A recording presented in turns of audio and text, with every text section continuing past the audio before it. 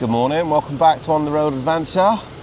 And today we woke up by a big waterfall and we camped here last night. Well, when you say woke up, yeah, we opened the tent outside the waterfall. It is surprisingly loud camping next to, well, perhaps not surprisingly, perhaps that's common sense. If you pitch your tent next to a waterfall, it's going to be noisy. It's a bit of a novelty, we probably won't do it again. It wore off real fast, didn't it? Yeah. Well, today we're rained in. That's what's happening here. Our tent's wet and there was a long queue for the washing machine and all the rest of it. So, a bit of a slow start here this morning. So while our bag of washing is in the line for the one machine for the entire camp, we're going to make breakfast. Bit of bacon and eggs for breakfast. Can't beat that at camp in the morning.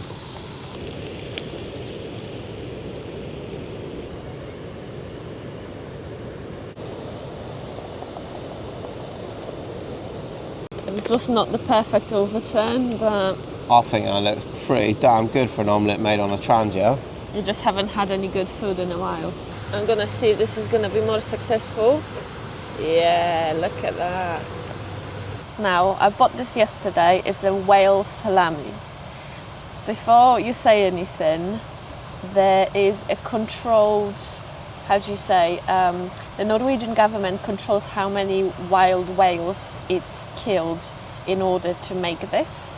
And there's different companies making it. This one is not particularly good, I don't think, because it's only got a little bit of whale and the rest is pork. But I still will try it. That looks like you're squeezing out a dirty great log. That's horrible. So it's only 125 grams of whale in this, and the whole thing is, I can't see how much, 200 grams? Oh, that's a lot of whale in it then. Sorry, I thought it was less. Okay, is this quite dark? Apparently whale meat is really, really lean. That's why they mix it with like pork or reindeer or something. It just tastes like salami. I don't think it was worth killing a whale for it. Nah. I don't really know much about whales and that. But the one that they hunt here, it's the most common one, so it's not an endangered species. However, it's still highly controversial. Well, I, on the other hand, I'm going to go for something a little bit more sensible. People told us before we come here about something called brown cheese, found in both Sweden and Norway. And whilst it's not technically a cheese, it's actually whey mixed with some goat's or cow's milk, we don't know which. But apparently it tastes really sweet, a bit fudge-like, so brown cheese. Now, we read online that this is usually served with coffee, although some people do put it on toast or something like that. But because it's sweet, it's often with coffee. Let's give this a go. It smells like cheese. It does taste a little bit like fudge. Oh, it's a strange taste. It's not like any cheese I've had before. Try this, Eva. So you could buy this in a big block, but I found some cut sliced, so I thought it would be easier than us struggling to cut it.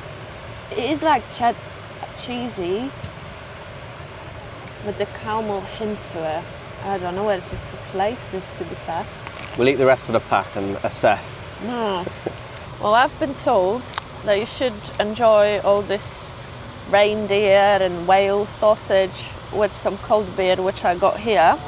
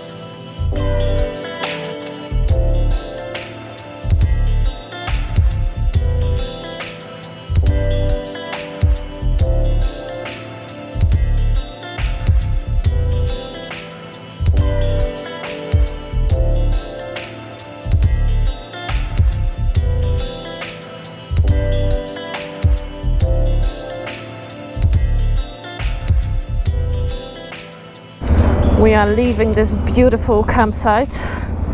It is a little bit of a tourist trap, but the Tvindefossen here, which literally means double falls, was pretty good.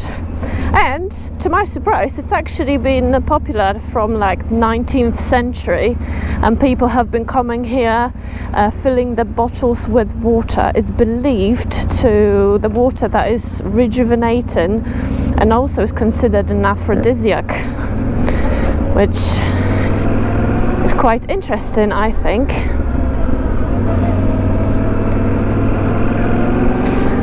For the all morning we actually saw people being dropped coach loads.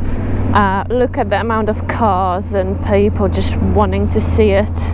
If I was to stay at this campsite again, I would have gone for one of the huts because they look really, really good, and you've got more comfort without being crowded with everyone else on the field. First stop of the day, petrol. Look at that. That could be the best view I've ever had from a petrol station. One off, yeah? This place is impressive, isn't it? Right, petroled up and we get on our way. Oh, hang on a minute. Awesome. So, our biggest problem here in Norway is that there is so much to see. It is outrageous, and we have so many waypoints and things. I liken it to when you go to the Alps, for example. You have to go to the Alps a few times because there's just so much to see. You can't see every pass and every road in one go, and that has been our biggest problem here in Norway, is choosing which route we're going to take. So that brings us to today's ride dilemma. So today, not far from us, there is a viewpoint with a mountain road that is supposed to be spectacular, and you can overlook a fjord and whatnot. However, what goes underneath the mountain road is the world's longest drivable tunnel, which looks pretty damn impressive, and I really would quite like to ride through that tunnel. It's over 25 kilometers long, with different lights and all kinds of different things going on inside, designed to keep the driver awake. So we haven't yet decided which we're going to do. It's about an hour away to that one, so we're just going to ride along, see how long it takes us, and see what time allows us to do.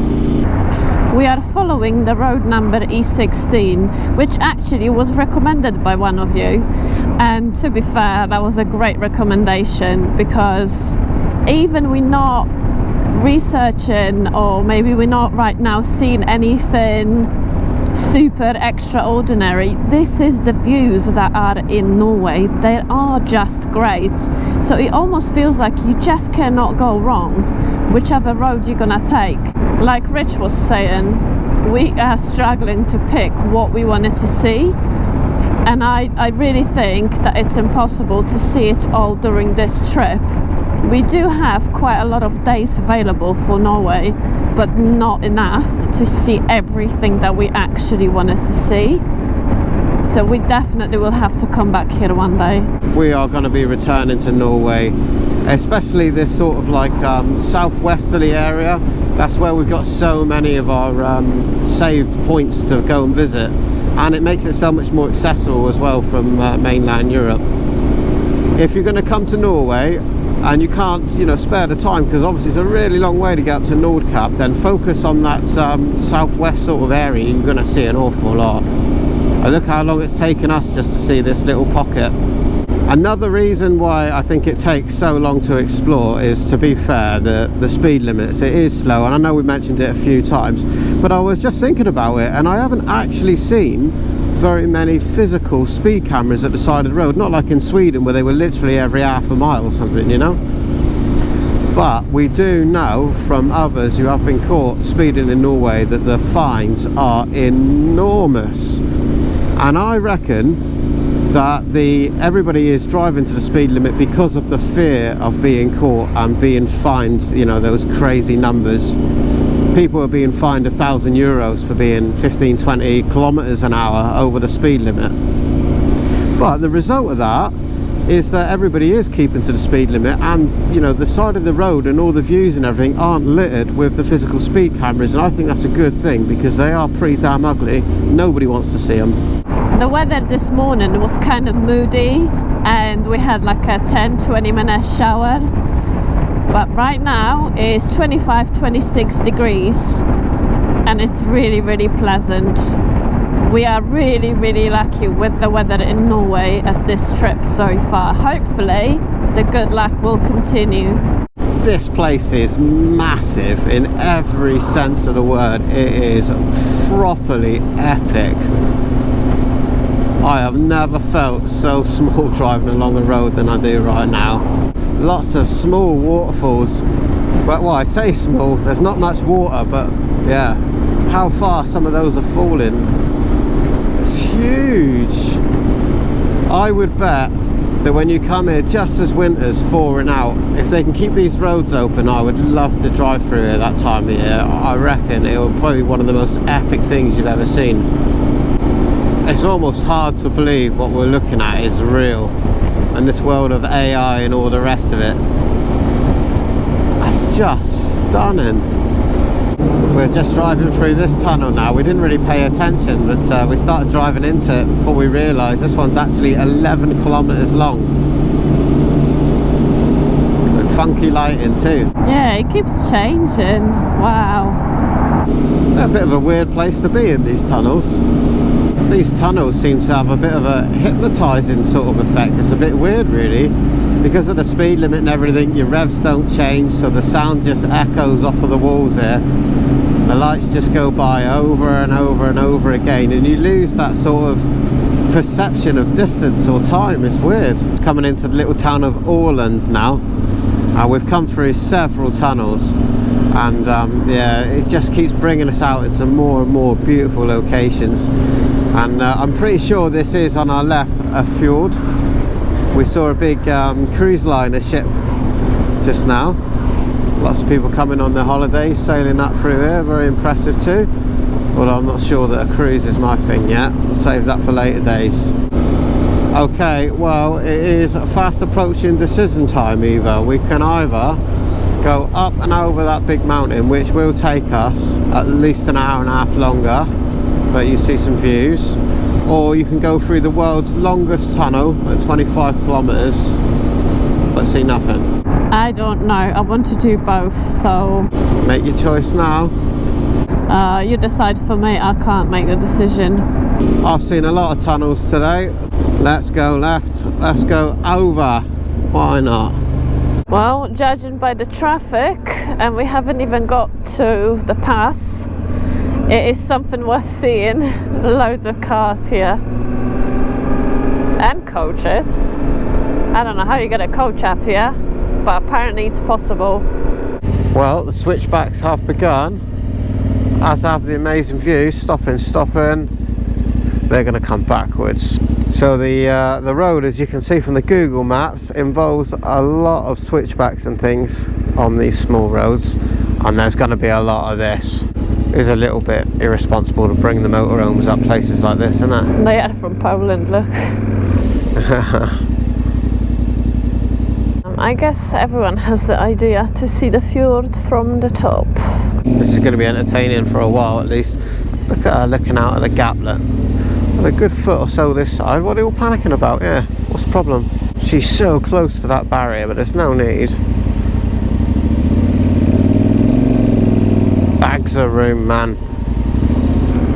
Wait. Fuck. Yeah. Oh no. I accidentally put myself in neutral and now I can't. Oh no. So you have to come here. Oh, wait there. So, I don't know how I did that. I can't put it in there first. Oh, I don't know how I dropped it and then it's going so slow. Right, clutching? Yeah. No. This one's started. Wait. Did I switch it off? I did.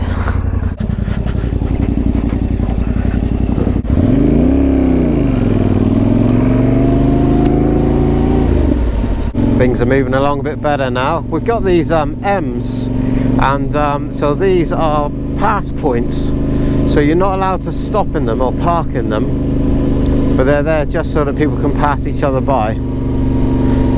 Unfortunately though, we do keep seeing plenty of people that have stopped in them, which leaves a problem for everybody else. But it's only natural people want to stop and get a photo. I mean, wow, look at this. We're on the next switchback or section of, and we can see all the cars queuing up the hill. In other news though, look over there.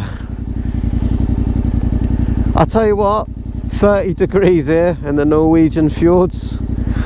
It's alright. Oh, there's a coach coming, believe it or not. That is crazy. This is like one of the wider, bigger parts that we've come along.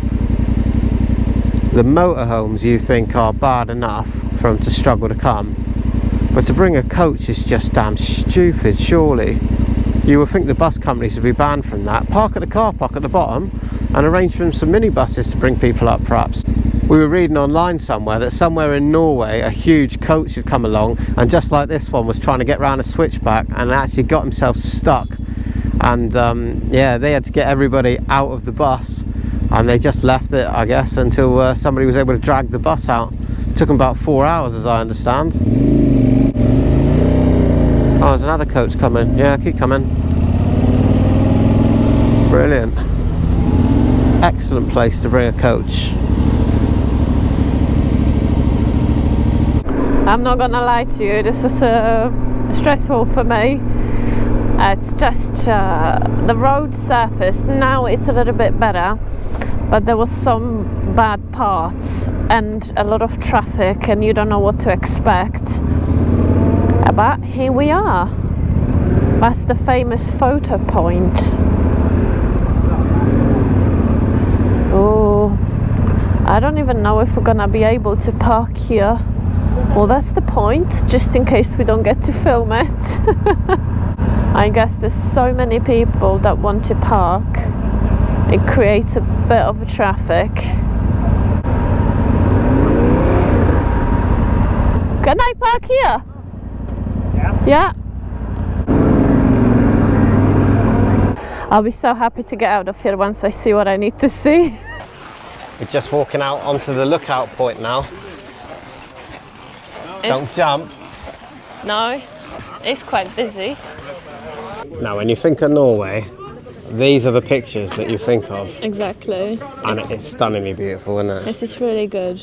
It's quite busy, but apparently it's not that busy today. We can actually feel this lookout point, which is just a bridge suspended over the woods, and you can feel it moving. Bouncing. Yeah, it's a bit unnerving. It is. But wow, what a place in the world to be this is.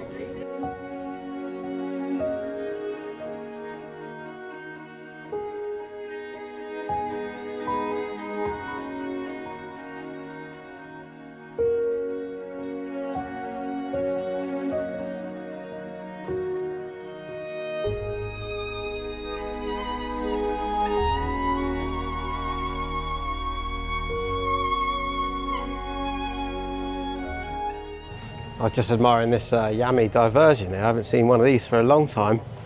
And then next to it, there's this old XR, absolutely covered in stickers. This one's done a few miles, covered in a few bugs and all. We can see some countries he's visited there. They're running away now, 2016. Denmark, Iceland, all sorts of places. That is a proper traveller's bike. We've been trying to watch this guy trying to park. I didn't film the worst, but God, the parking skills in here are top class, I'd say. We were talking to the guy just as a tennis ball up there. He stands out, doesn't he? Wouldn't be seen without his kit, he wouldn't. But he was a top bloke, and we spoke to him for ages. And he says he very often has to get out and move the vans and park them for people and go down the hill. He also said that when he's driving to and from work on this narrow road, he often needs to stop and get the camper van behind the wheels of the camper van and just So he gets out of his car and he'll organise the camper vans because they simply just can't drive it and organise themselves to get out. And I can really believe that. We have seen some dodgy driving. We were at a car park yesterday, a supermarket, and we were watching the cars try to go in and out of spaces, and not one of them did it in less than 2 attempts. It's shocking. I think a lot of it is tourists renting the cars, coming from places that are maybe, you know, like in America, you've got loads of space. You don't need to be worrying about manoeuvres and that. Top bloke he was. Bit of a laugh.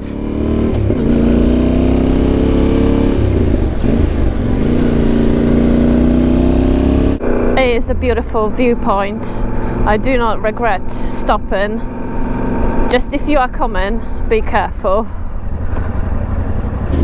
Yeah, now we did think about going back down the hill and going through the world's longest tunnel, but it's actually a longer route through there. And we spoke to, on that lookout bridge, an American guy on his Harley, and he told us he has done the whole loop. He's done this mountain road, and he's also been through the tunnel. And it's just a tunnel with lights in, same as all the others. It is just longer, so we're not going to bother with the tunnel. I'd much rather see the views and get the fresh air, to be honest. Well, it was fresh air and views we wanted, and that is what we got going over the top of this mountain. As soon as we got away from the touristy bit, there's nobody about, and that is just how I like it.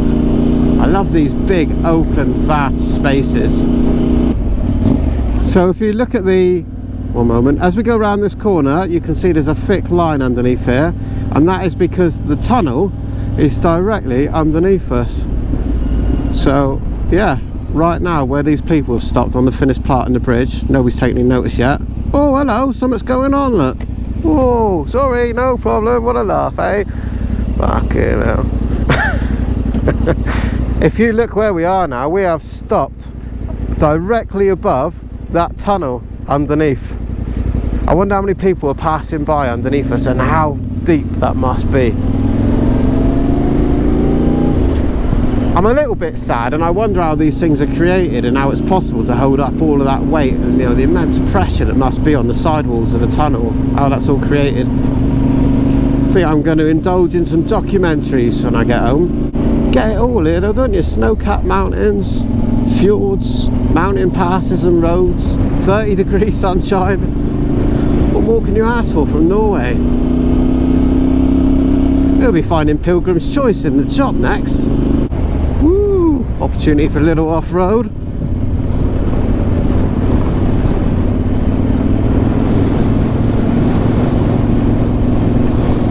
I'm guessing this is probably the highest point then, because there's a viewpoint here. A big pile of stones. I'm going to put our bike up there. Rap. Wow. That's nice.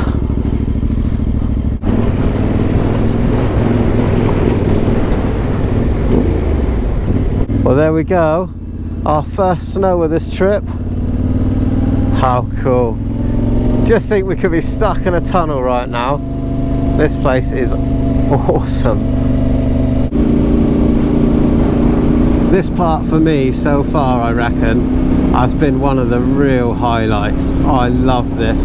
Fjords and everything, absolutely beautiful, but for me, mountains is just something special.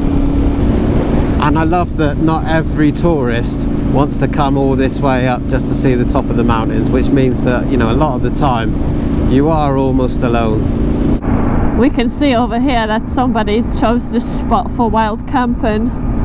I'd say it's not too bad. They've got a funky tent. Oh, that's a tent with with a fire, yeah, hot tent, so you can actually keep yourself really warm, really good. But that reminds me that we need to start looking for the campsite. It's 4 o'clock right now. I definitely don't have enough of riding for today, but we will try to get to a campsite somewhere like 6 o'clock maybe, so we can rest properly. Yeah, right, like that ever happens. Look at that. Look how high the snow is, where there's little people standing there. That is awesome.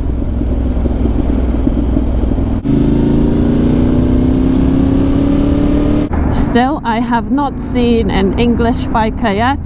English, I mean anyone from Great Britain or Ireland.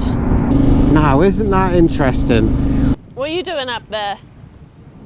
I come up to see the view, I couldn't resist, and it was well worth it. This couple coming by on the Himalayas behind us, we have seen them, they're from Germany, and we keep seeing them for days on end. Not once we had a wave at the lady on the back though, we? Anyway, the view from up here is absolutely stunning. We wonder what that van was doing there, there's nobody about. But actually, just over this hill, there's people down there, and they're swimming in the water. That water must be absolutely freezing. Oh, I'm gonna be like a child and we'll touch some snow. I'll just avoid the yellow bits, because it's by the road, isn't it?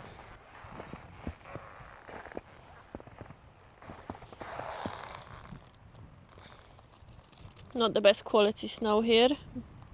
More like ice by the side of the road. Still, really cool. Honestly, this Norway, it just keeps amazing me all the time, and all the roads we take, absolutely unbelievable. You have to come here yourself. So we were saying just now how, you know, we've come all this way and we haven't seen any other English place. But what's really interesting is that the only reason we're here is because for a while Eva just put snow down my back. That's actually quite refreshing. Did you bring some for you as well? You're missing out. You don't know what you're missing. You thought you were screwing me over then, didn't you? Yes. Anyway, back to serious business. She's rubbing it around my back now. Get off. What's wrong with you?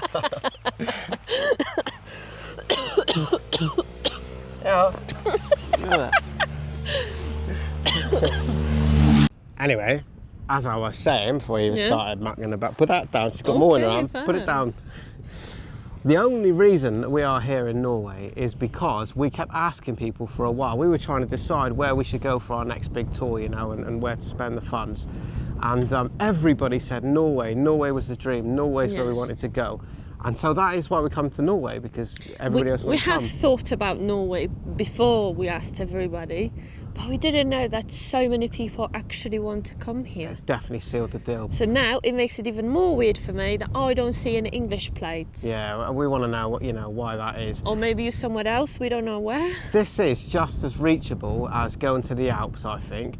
You know, especially if you make use of the ferries as well, you know, and get up earlier than us. Yeah, this, you know, you can definitely do this in a couple of weeks holiday, and, you know, as always, we just want to encourage you to actually come and do that. Just do it. It is amazing. It is well worth the effort, time and money. Can you believe this? Everywhere we look, everywhere we turn.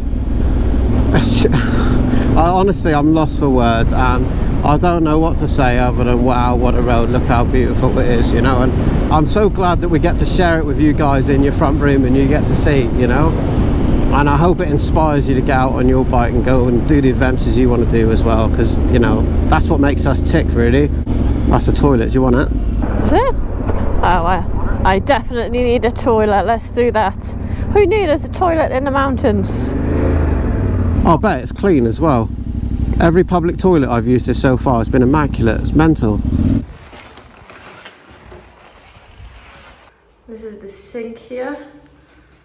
Basic metal toilet. Concrete. It's not a 5-star, but this is better than many toilets I've seen before in public use. I wish I could get my bike over there. Look at that. That is amazing. That's not a small bike either. Wow, nice. But I'm not that brave with my Tenere. Another waterfall here, look. Oh. Oh, that's beautiful. Imagine spending your winter in one of those huts. Wow. I'm so sorry for saying wow all the time. We just have to stop here. This is really good.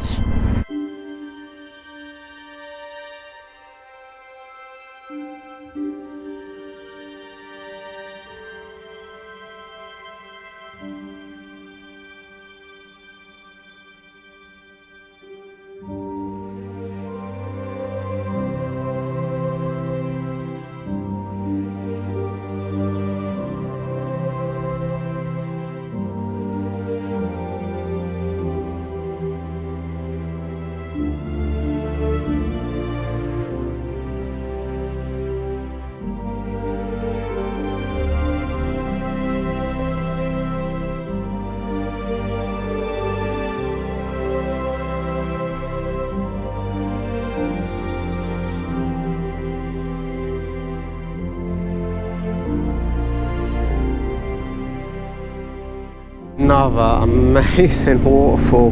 This place, it must be fact, surely Norway must be the most beautiful country on this earth.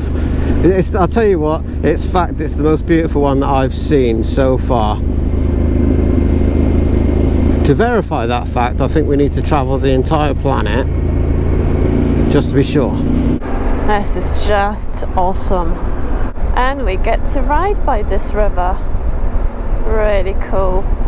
This is what I imagine bears go fishing. Just like this, we descended the mountain. You might be able to see where the tunnel comes out the other end.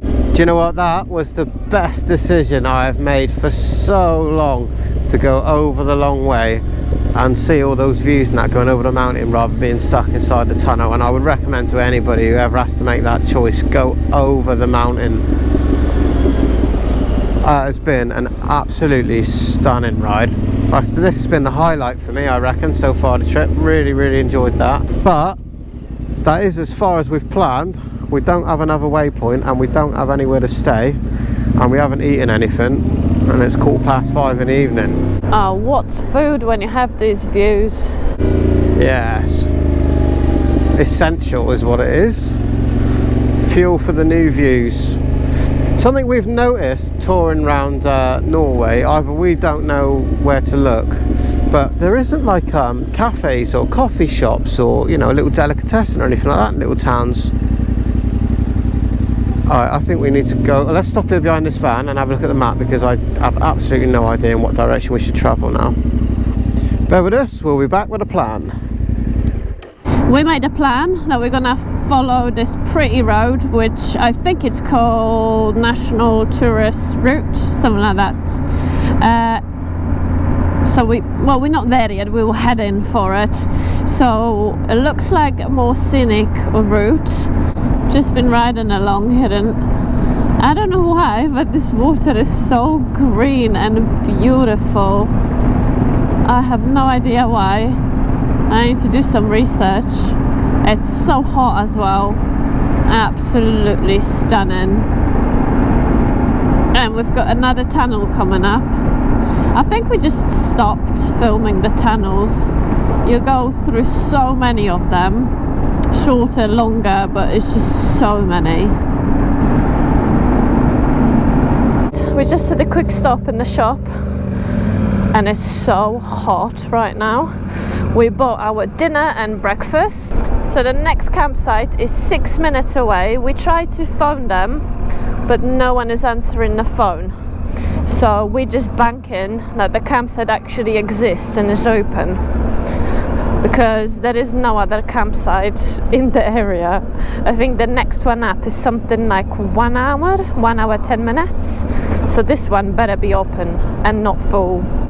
Now, on the subject of not answering the phone, I've been trying to ring ahead to some Yamaha dealers and things to organise some service bits that we'll need, and it seems that it's a bit of a trend there. I'm not sure if we've just been unlucky or whatever, but I can't get anybody to answer the phone when I ring around the places, and I've read in several reviews other people have found the same thing. It's really odd. I like that. It's sunny in Norway. Everyone just says, fuck the phone, I'm not answering. I love that. Maybe, who knows? I reckon it's one of those things that, you know, must be a cultural thing. You turn up and we do it when we got time, mate, or something. I don't know. Maybe just not in a rush to run to the phone when they are talking to someone or someone else going on. Well, my bike is now over 8,000 kilometers, 8,170 kilometers, and so the 6,000 mile service, or 10,000 kilometers in Europe, is going to run out before we get to NordKapp or thereabouts. So I think we're going to service the bikes early so that we don't have that problem and maintain the warranty and all that malarkey. So yeah, just need to source some oil and filter and air filter and stuff.